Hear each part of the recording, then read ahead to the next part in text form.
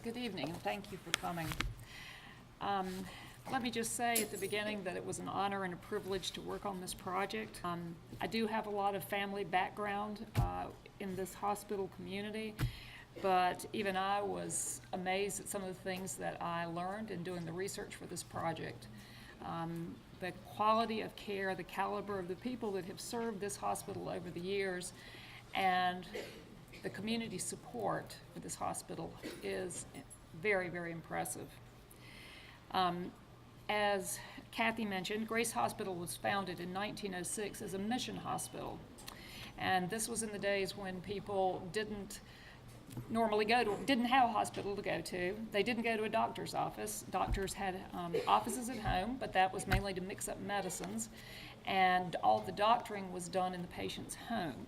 And doctors would have to travel long distances in bad weather on horses, because there were no cars, to treat their patients.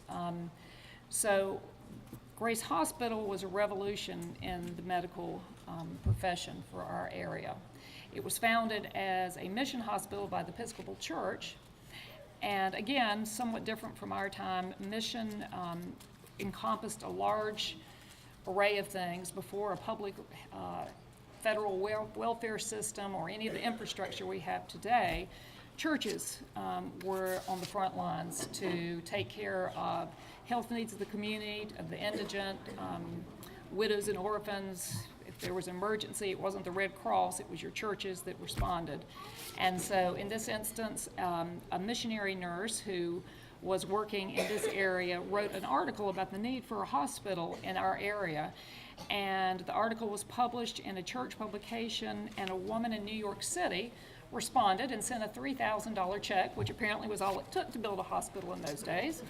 And Grace Hospital was born. It was only, to start out with, 16 rooms and 1 crib. So it was quite small, different from today. And I think I read somewhere that the cost to stay for a week was $1.70 or something. So that too has changed over time. The hospital, the woman who wrote the article was a woman named Miss Allen, Maria Allen, and she came here as a missionary nurse, and very quickly after the founding, the hospital realized that there was a great need for trained nurses. And so 2 years afterwards, she founded in 1908 the Grace Hospital School of Nursing. And I suspect there are plenty of hospital school alumni, nursing alumni here today. Would you raise your hands if you're oh, that's great.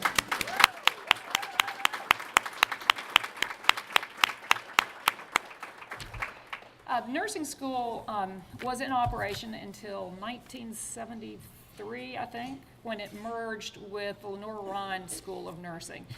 But the alumni are still here and are still very active, as you can see, and are still supporting the hospital and nursing in general in this community. So we're glad to have you with us. Over the years, this hospital has grown. This is the third building. There was an original building, and then in 1928, the building, which is where Comma now stands, was built. And then in 1973, this building was built. And we have had a variety of trained medical personnel, some fascinating people that have served here, some highly qualified physicians and nurses. You would be amazed.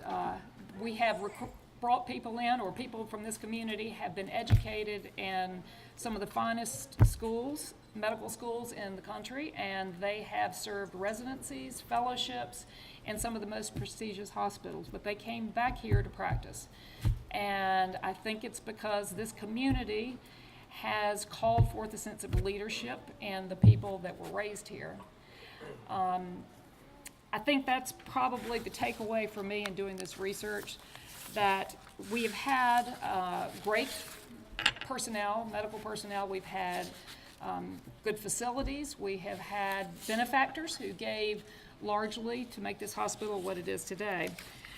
But the thing that has made the difference, in my estimation, has been the quality of this community.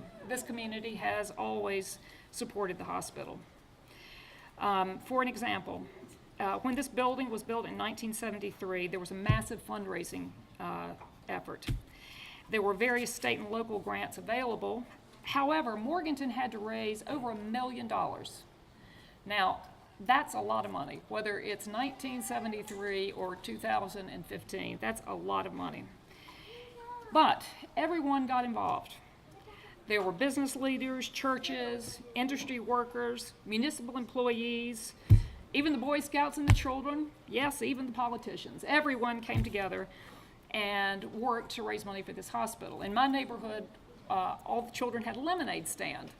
And we didn't probably raise very much money, but we all wanted to do something to help this hospital. And in the end of the campaign, $1.25 million was raised. So to put that in perspective, $1.25 million in 1973 is the equivalent of $6.9 million today. Now, even in a healthier economy, that's a lot of money to have raised in this area. It's a phenomenal achievement. So I'm inspired by the example of the men and women who have believed that membership in a community comes with responsibilities as well as privileges. In these days of contentious political debates and a world that encourages us to put self first, I hope the history of the Grace Hospital that's on display upstairs will impress you with what a community can achieve when it works together for the greater good. Thank you.